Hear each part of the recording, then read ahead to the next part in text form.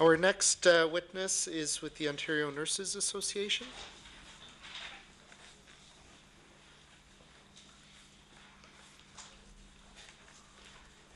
Good afternoon.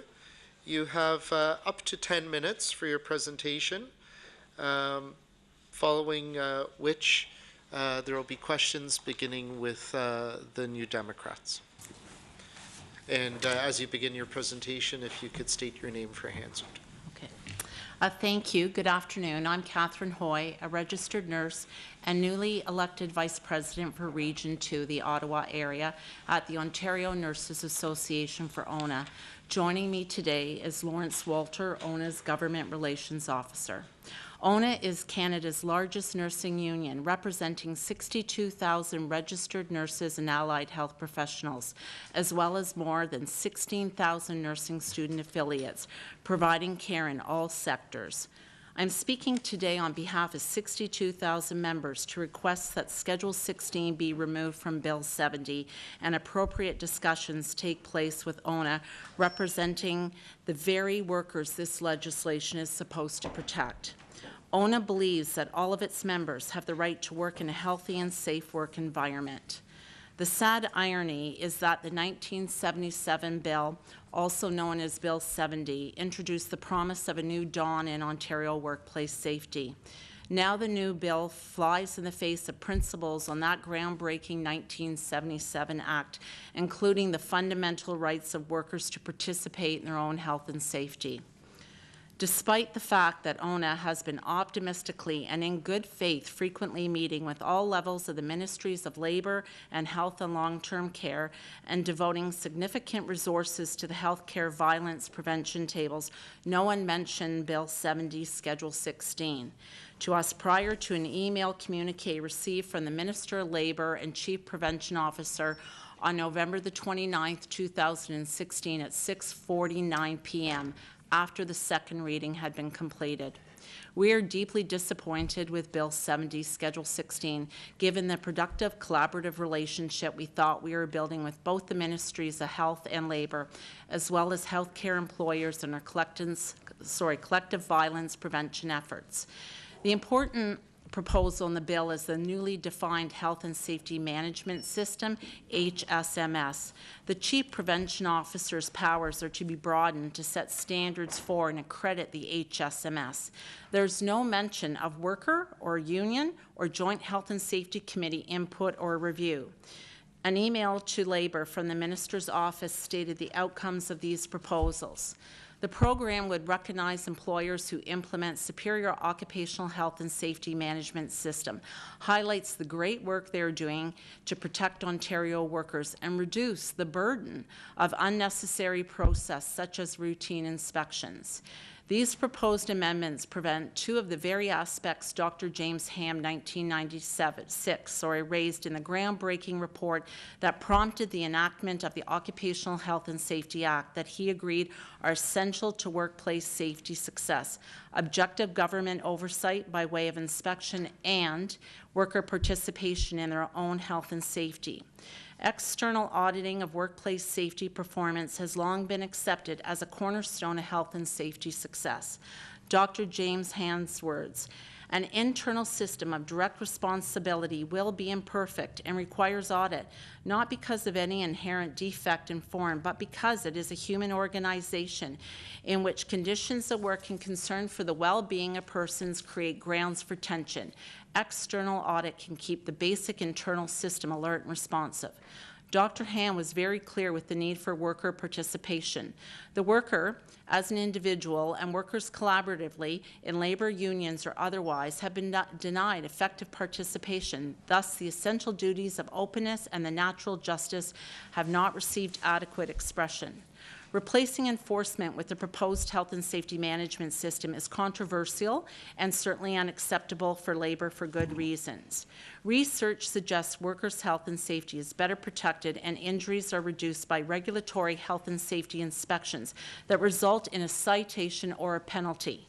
A 2006 study by the Non-Government Institute for Work and Health found employers do take steps to prevent work-related injuries for employees when there is a direct consequence to them.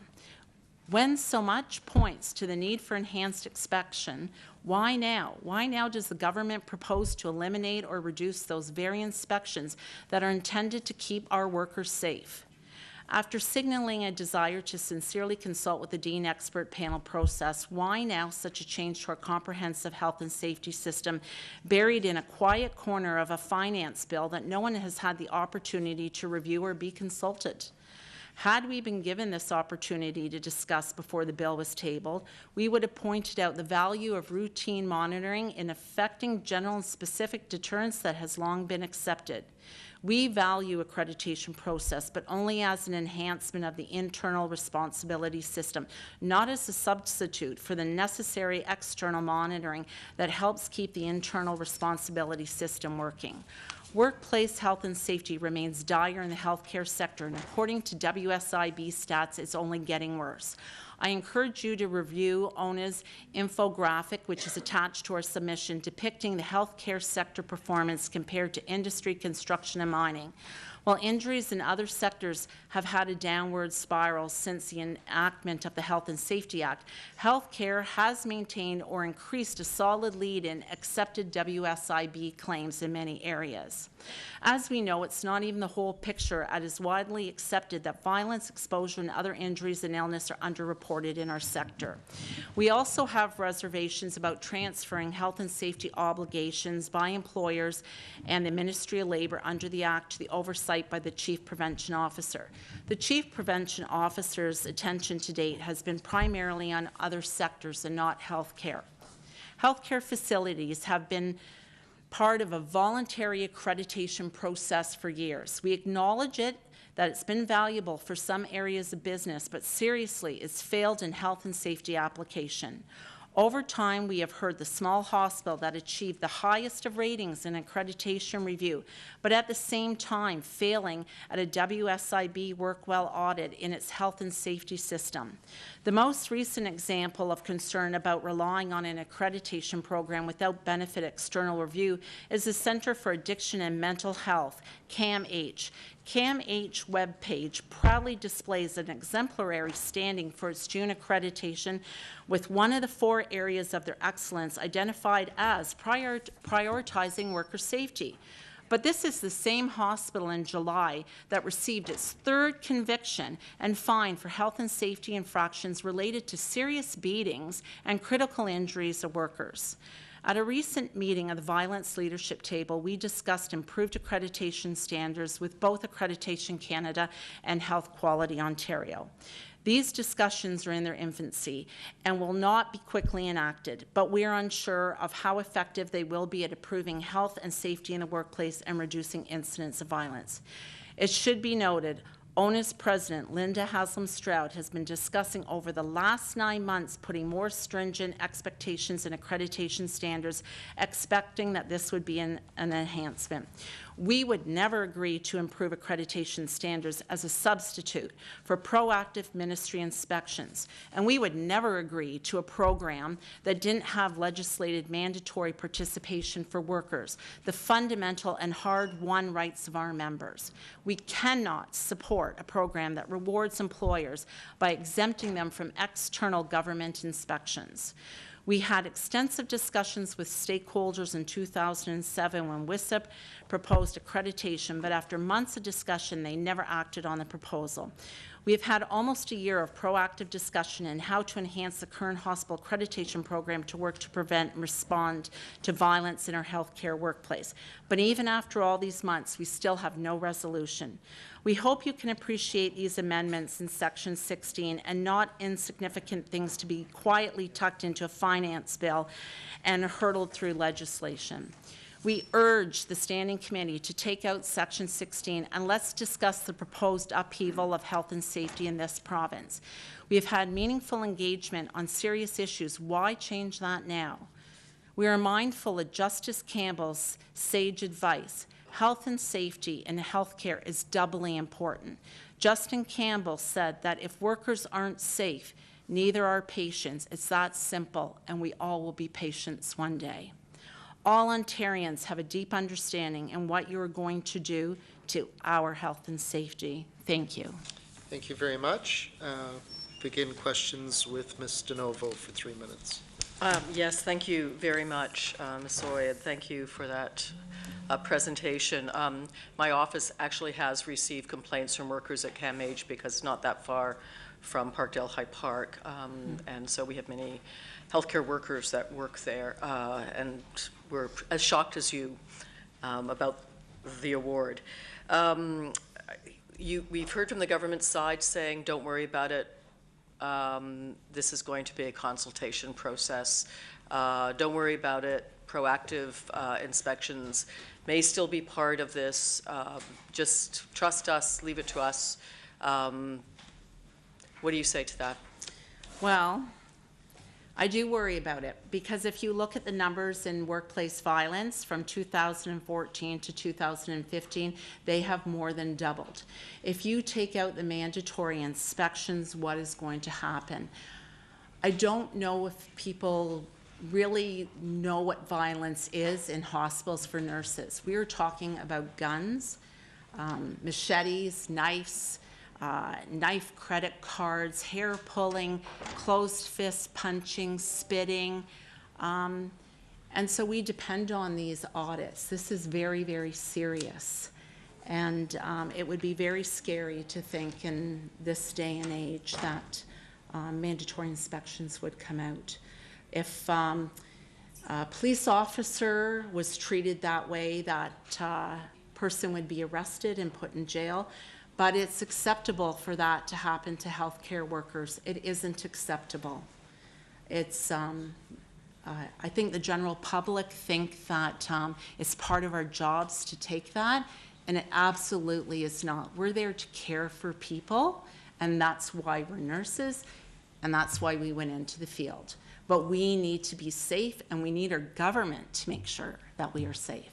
Now, as you know, Bill 70 passed this morning. So what do you intend to do to keep up the pressure on the government to make sure that this section comes out? Well, I will let Lawrence answer that. Sure. Well, as Catherine mentioned, our President, Linda Hazen-Stroud, is at the violence leadership table. You know, we'll take matters under consideration, and you know, just on the consultation piece, we've been consulting with the government for almost a year now at that table, and we just do not understand why the government wouldn't at least raise that they are considering this accreditation process with us at that table. Silence. It doesn't give us a lot of confidence in a consultation process after the fact. Obviously, the government has a majority and is able to have this legislation pass. We'll take that under consideration and deal with it through whatever the venues we come up with. Thank you. Okay, thank you. Mr. Baker for 3 minutes. Thanks very much. I just want to make a few points and then ask a question, if I may.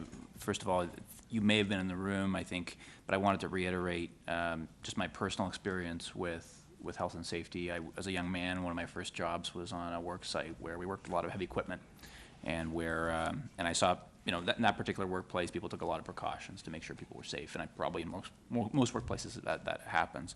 But certainly appreciate how important it is, and I personally was on a site on a different occasion, on a different role when someone was killed on a site. So I can appreciate. I know how important this is, and I personally, and I know I speak for my members of caucus and for Minister Flynn, who talks a lot about health and safety, frankly, that this is a priority for all of us to get it right.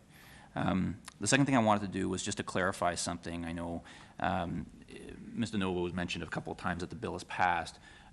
It's important to clarify that it's past second reading, and it's this bill is proceeding as far as the order of things in the way every other bill proceeds, where there's second reading debate, the bill passes second reading, which is what happened this morning, then there's consultations with stakeholders, as we're doing right now, and then it goes back for third reading, debate, and a vote at the legislature. So I just wouldn't want you to misunderstand that it hasn't passed, the bill hasn't passed, it's past second reading, that stage, which is typical. I want to thank you for your efforts in health and safety for nurses. I know I've been told by the ministry about all the work that you're doing, and I know you're playing an important role on that. I also appreciate your efforts at the leadership table, so thank you for all of that. I think my question to you is we've talked about the ministry's talked about the consultations moving forward, And I guess what I'd like to hear from you is how you'd like to see this issue evolve during those consultations. We'd like to see Section 16 removed. Yeah, I think, you know, we've been consulting with the ministry, as you mentioned, and it just is, we just cannot understand why the ministry didn't come to us on an accreditation program. We've been talking about accreditation at the leadership violence table. That consultation, there really hasn't been a great deal of resolution during that consultation. So, you know, to have consultation after a bill's already been tabled and introduced and pretty much passed without any consultation, you know, we don't have a lot of confidence in consultation coming forward. Obviously, we'll participate because, you know, we're interested in the health and safety of our members. But I can tell you what we're asking the committee to do now is to vote to remove Section 16 from Bill 70. And then let's have the consultation and move forward with the health and safety system that will protect workers in Ontario. Okay. That's what we're all here for. Time share? That's 3 minutes. Okay. Mr. Barrett for 3 minutes. Yes, thank you. I was going to say ONA, it's ONA, is that it? Yeah, Ona. either way. Okay. I spent 20 years with the Center for Addictions and Mental Health on the addictions side before it was over at 33 Russell Street at the Clinical Institute. And within that workplace, my office, I was in communications, but my office was above Emerge. But we were part of a kind of a rapid response team for the safety of the patients as well as the people working with patients. I wasn't working directly with patients, but within like 30 seconds I could get down to Emerge if there was a problem. This is back in the day of methamphetamine cases coming in, injuring staff and injuring themselves because they were just right out of control. And it was, you know, my business wasn't direct treatment or healthcare. I wasn't a nurse or anything like that. But this issue was uppermost, and it was on our mind, and we talked about it. We'd have our little staff meetings, and it was always there, and there was a modicum of training. And I'm shocked when I read here, and I'll just maybe read it for the record.